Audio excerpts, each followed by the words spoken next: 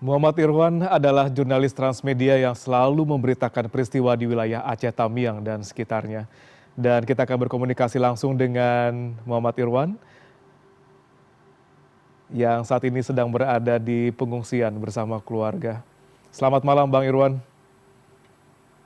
Ya, selamat malam Mas Dewi. Bang Irwan, saya lihat di belakang Anda ini adalah posko pengungsian atau rumah yang Anda tinggali saat ini bersama dengan keluarga. Bisa Anda ceritakan bagaimana kondisinya saat ini dan di mana keluarga Anda tidur? Karena kita tahu sama-sama Bang Irwan punya 3 anak yang masih kecil-kecil, bahkan 1 masih balita. Gimana sekarang mencukupi kebutuhan mereka, Bang Irwan? Iya, Mas Dewi, terima kasih. Saat ini saya sedang berada di posko sederhana yang kita buat sendiri. Posko ini adalah tempat kami untuk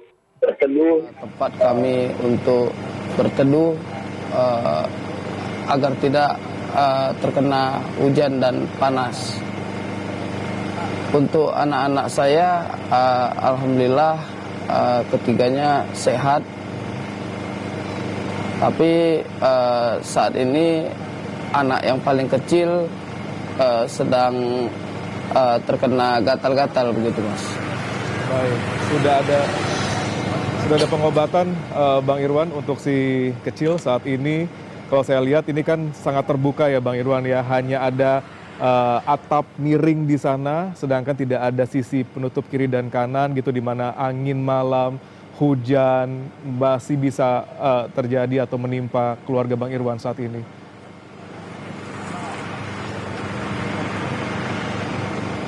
Iya, untuk sejauh ini kita belum membawa berobat anak saya karena lokasi untuk pengobatan itu kita tidak tahu di mana. Jadi untuk sementara saya kasih bedak di tangan dan di badan anak biar anak tidak gatal-gatal begitu, Mas. Baik. Dengan segala kekurangan, dengan segala keterbatasan yang terjadi di Aceh Tamiang saat ini, tadi dari liputan Anda kita sama-sama mendengar bahwa Anda dan keluarga sempat 3 hari tidak makan akibat bencana banjir bandang yang terjadi di Aceh Tamiang. Ketika hal itu terjadi, ketika banjir terjadi akhir bulan lalu, apa yang Anda rasakan saat itu? Apakah Anda melihat ini adalah salah satu bencana yang tidak pernah bisa Anda prediksi sebelumnya, dan bagaimana Anda menyelamatkan keluarga ketika kejadian terjadi?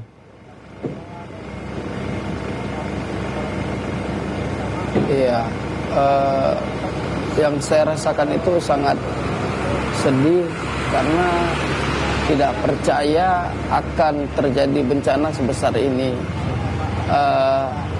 Dan saya menyelamatkan anak-anak menggunakan kendaraan untuk membawa ke lokasi lebih tinggi di rumah orang tua saya begitu, Mas. Baik, Bang Irwan, Anda mengungsi bersama 50 orang lainnya di lantai 2 toko orang tua gitu ya. Selama berapa hari di sana dan bagaimana mencukupi kebutuhan anak-anak selama bencana banjir terjadi dan Anda terpaksa mengungsi dengan 50 orang lainnya di lantai 2 toko orang tua kemarin?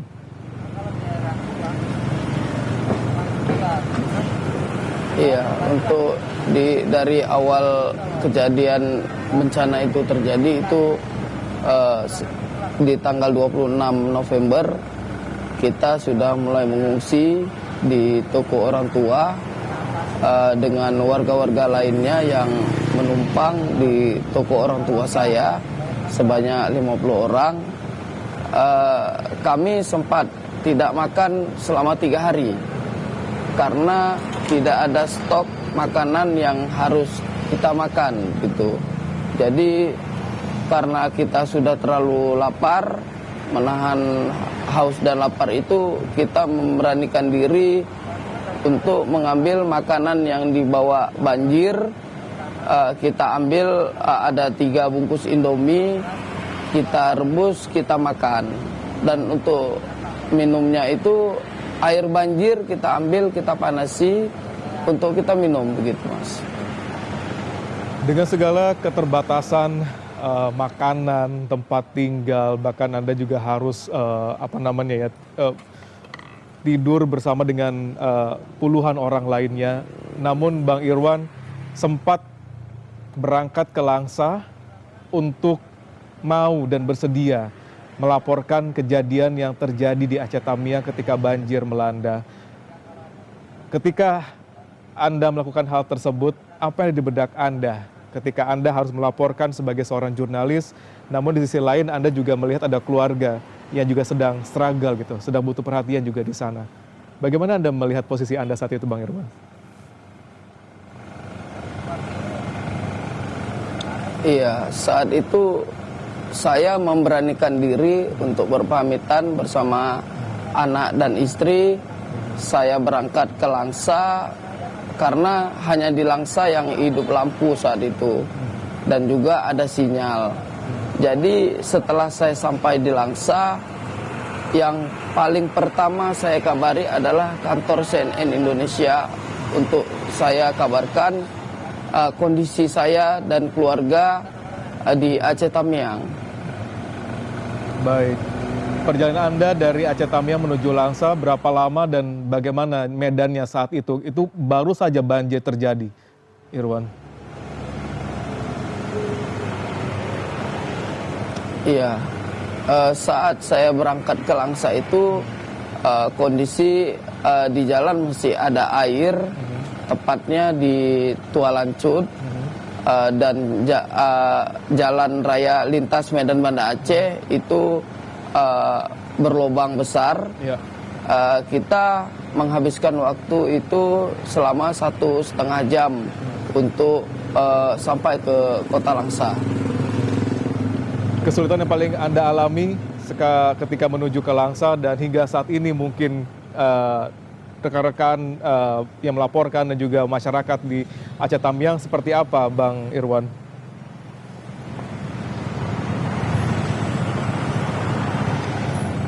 Untuk masyarakat di Aceh Tamiang, di saat banjir itu berlangsung sangat memprihatinkan.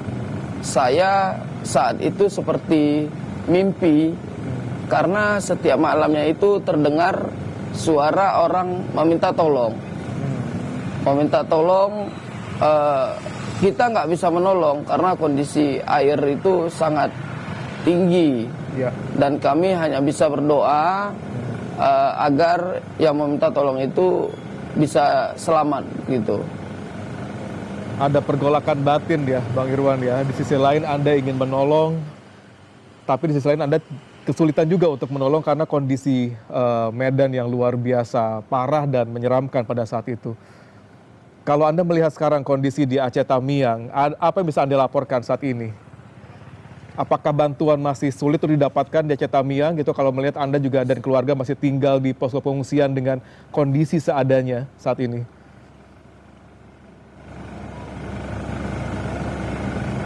Iya, saat ini saya ingin melaporkan bahwasannya kondisi di Aceh Tamiang masih sangat memprihatinkan karena kondisi listrik belum normal, masih hidup mati, dan juga kami membutuhkan air bersih karena air bersih jarang masuk di tempat kita begitu. Baik.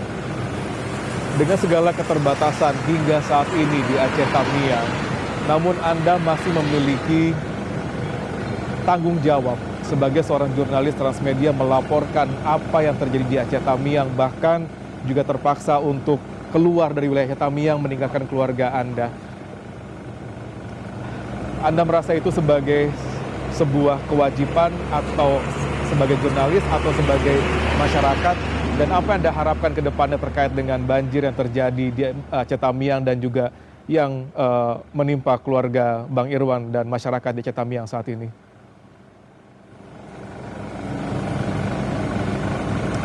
Iya, Dengan seperti itu memang sudah kewajiban saya sebagai jurnalis untuk melaporkan kondisi di Aceh Tamiang.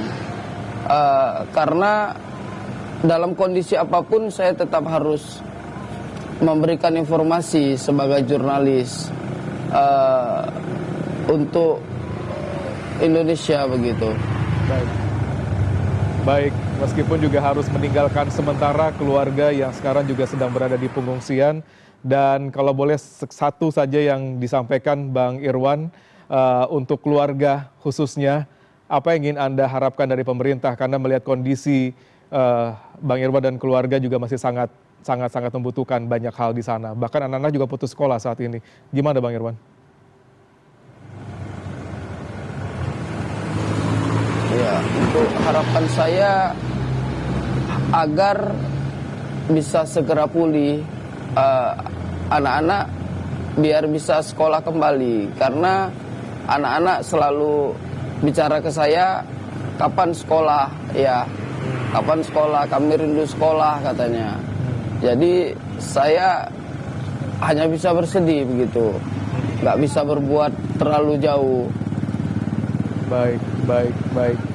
Bang Irwan, terima kasih sudah berbagi dengan kami di CNN Indonesia di Jakarta terkait dengan bagaimana dedikasi Anda sebagai seorang jurnalis transmedia melaporkan apa yang terjadi di Aceh Tamiang dengan segala keterbatasan, bahkan terpaksa harus meninggalkan keluarga untuk memberikan hal terbaru, terupdate dan terkini terkait dengan kondisi di Aceh Tamiang yang insya Allah didengarkan oleh pemerintah dan juga banyak orang lain untuk memberikan uluran tangannya ke masyarakat di Aceh Tamiang yang sedang terkena bencana saat ini. Bang Irwan, terima kasih banyak dan selamat beristirahat. Semoga keluarga tetap sehat di sana dan mendapatkan bantuan secepatnya dari pemerintah terutama. Terima kasih Bang Irwan.